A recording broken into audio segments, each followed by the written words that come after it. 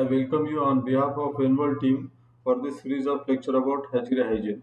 Hatchery hygiene, a clean view. So in the hatchery, what we do, we give optimum conditions to the embryo to develop and grow to its maximum genetic potential. So when we talk about our broiler's age, so it is 56 days. So because why 56 days? It is because 21 days it stays in the incubation under development, and remaining 35 days it grows in the shed to give its full genetic potential. So when we talk about performance of the hatchery, it is not just for hatchability of number of chicks. We should be talking about the post-hatch performance. Means what quality of the chicks we are going to give in the market, we are going to give in our farms. So this is most important. So in this presentation, we are going to talk about the hatchery hygiene program protocol and its impact on hatchery operations and selecting a proper product. Selecting a proper product we will be discussing in the next series of presentations. So about the hatchery hygiene program, when we talk, we must understand the basic principles in the hatchery hygiene. The first principle goes like this: the target we have to target to maintain the machines as like new always, and which we can definitely keep like new with proper hatchery hygiene program.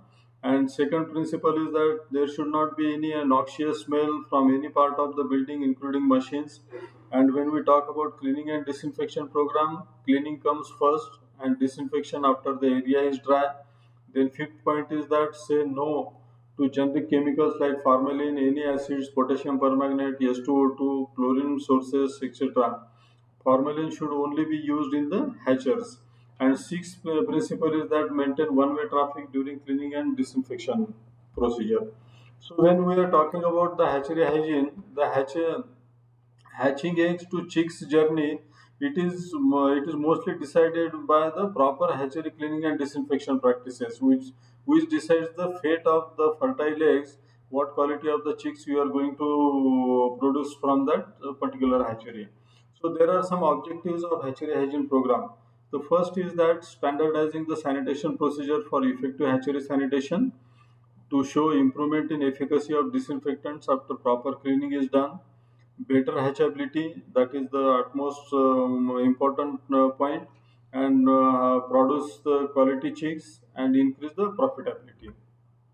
So in the hatchery hygiene protocol, there are some critical control points we need to understand, we need to consider while planning a hatchery hygiene program. So in that, first is eggs, equipment, personnel, water supply and quality, and air quality. We are going to discuss about eggs and equipments today. And about the personnel, I must say here that personal hygiene is very much important while planning any biosecurity program, and proper shower for the people who are working in the hatchery, and their proper sanitation and personal hygiene has to be maintained at every point or every operation in the hatchery. And then water supply and its quality is also important along with the air quality. So there is some standard operating procedure for the hatchery hygiene. The first is the dry cleaning, second is wet cleaning, then scrubbing and mopping, then allow it to dry, then disinfection, and then allow it to dry before using the area. So biosecurity, when we talk about, so it is always start from the cleaning, because when we apply disinfectant on a dirty surface, it makes the surface more dirty or just a wet surface. So cleaning is the basic of any biosecurity program, which carries 85% of the weightage of biosecurity program, and 15% only goes for the disinfection. So when we talk about the cleaning, so what kind of cleaning or what we have to clean? We have to clean all the dirt and make the area safe for the disinfection purpose. So dirt is of two types: organic and inorganic. This both the dirts, organic and inorganic, can be cleaned by amphoteric cleaner, and organic dirt can be cleaned by alkaline detergent, and inorganic can be cleaned by acidic detergent. So what is the difference between this organic and inorganic dirt? That we will see in the next slide. So inorganic dirt is about accumulation of salt and scale in the on the surface, and organic dirt is about the egg breakage and all yellow discoloration of the surfaces in the hatchery, which can be cleaned by amphoteric detergent, as I said in the earlier slide, which is universal barn cleaner, which is the best for organic and inorganic, both the dirts. Our hatchery hygiene program, when we plan, it should start from the egg and egg receipt room. Why egg and egg receipt room? Because from here the egg comes enters in the hatchery, and they decide the fate of the chicks by carrying the contamination level or fertility and everything they carry inside the hatchery. So egg receipt room, after the eggs are graded here, they are cleaned here, and then after the cleaning purpose and all, this egg receipt room should be broomed down properly. Then UVC water should be sprinkled there. It has to be scrubbed, and after drying it has to be sprayed with a disinfectant. So when we talk about the cleaning of the eggs, why this cleaning of the eggs is important? Because of the microbial load that egg carries on its surface. Because at the point of lay, the number of microbes on the egg surface are 300 to 500 only. Those are E. coli and Pseudomonas. But immediately after 1 hour, the count goes to 20,000 to 30,000, and even Salmonella, E. coli, and some molds also add to it. And even the serious condition happens when the dirty eggs, and after handling, 2 3 handlings, the count goes more than 80,000, and wherein all pathogens like E. coli, Pseudomonas, molds, and Salmonella species accumulate on the egg surface. So, this egg handling and sanitation, there are two important things we should consider while planning a egg sanitation program. Like the dry cleaning with sandpaper, which is not a good option, which can remove the cuticle that protects the eggs. And secondly, you use only recommended disinfecting product at the recommended dilution.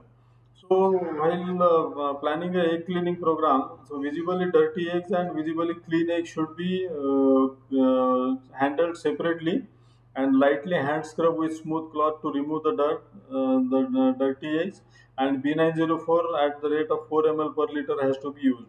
At this point, separate disinfectant solution and separate cloth has to be used to handle dirty and clean eggs separately.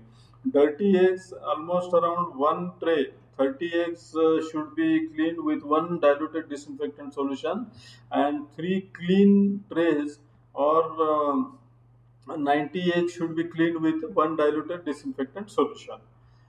Why we are recommending B904 is because its effect on the hatch of fertile as compared to the other disinfectant, as it is shown in the slide, there is a considerable improvement when B904 is used for spray or mopping purpose in the hatchery, which is well studied in the North Carolina State University in 1989.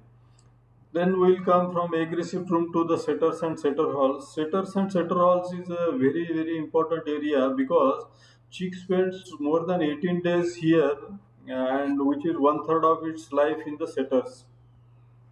So there are some challenges in the setters. The first challenge is that the water quality of the water, and the water tank, if it is not clean, it will carry the contamination. Fans, frequent cleaning of the fans and changing the cloth in case of conventional setters, which is important. Egg bursting, that is another problem challenge happens in the setters, and which gives you floor contamination, salt deposition, scale formation, organic debris, all these things happens there. So here are some pictures of that egg bursting, and then salt accumulation in the machines, and then floor discoloration due to the egg bursting and all. So this area has to be cleaned properly. So while cleaning the setters, the same SOP has to be followed. But at this time, first dry cleaning you have to do, broom down the area. Any egg bursting is there, that has to be removed or scrapped down. After that, you have to sprinkle UBC 2 to 5% solution, 20 ml per liter to 50 ml per liter, depending on the dirt level. Sprinkle that, scrub it, and after scrubbing down, allow it to dry, and then disinfect, and then allow it to dry again. So for scrubbing, steel wool should not be used, which is a common sight or common practice, which gives chances of injuries to the user. Reduction in the life of the floor and floor damage also can happen, and increase in time for cleaning and disinfection also happens. So instead of that, wire brush should be used for scrubbing purpose. So this is how, after using the protocol and UVC 20 ml per liter, so there is a clear cut visible difference between the clean and unclean area. This is a clean area, so there is a clear cut visible difference you will find after using UVC 20 ml per liter of water.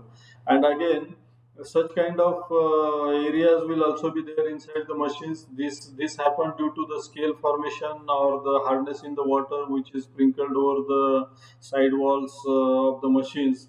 So this door also get damaged over there. So you can use Aquamax 2%, 2 to 5% solution, spray it and scrub it. It will become clean like this. So this is the result of the protocol if followed properly. Then we can notice visible difference before and after the protocol. You see the clean surface after using a proper cleaning and disinfection protocol. Then we'll come to the hatchers. Hatchers is a more potential source of contamination because of the fluff it carries at the time of pull out. So almost around 10,000 organisms will be there in 1 gram of the fluff material, and Salmonella can be a major organism in that. Shell debris, dead in shell, weak chicks, they are also the source of contamination which needs to be taken care properly. And newly hatched chicks will be at risk if the hatcher's hygiene is not properly maintained. So this is the scene, common scene at the time of pullout. You will find lot of fluff material, organic debris, shell, and all these things over there. This has to be cleaned properly. I will show you some photographs after the protocol is followed. Then at the time of hatcher cleaning program or hatcher hygiene program, so proper disposal of hatch waste in closed containers has to be done. This is the first practice we have to do, so that you will get rid of the contamination load at very large scale. Then vacuum cleaning has to be followed for fluff and shell debris which is there. Then pressure wash and scrub with a detergent or and descaler. Allow it to dry, and then finally spray Biobuster B904 4 ml per liter of water. Or fogging also can be done. ULV fogger with ultra low volume fogger, or thermal fogger also can be used for this purpose. So you will find the clear-cut visible difference before and after the protocol is followed properly. You will see the clean hatchers, which is ready to welcome the new eggs. And then this is not always about hygiene. This is about maintenance of the machines, the cleanliness of the machines, and then all the equipments which are fitted equipments in the machines, that also will be taken care at the time of proper hygiene protocol. Then we'll come to the washing area. So egg trays and trolleys are the important equipments which needs to be taken care in the washing area. The effective sanitation and treatment of trays is required. Pressure washing has to be done. Scrubbing has to be done with UVC 1% solution for washing should be used as a detergent, and soak in disinfectant added water like this. So here the trays and trolleys are clean.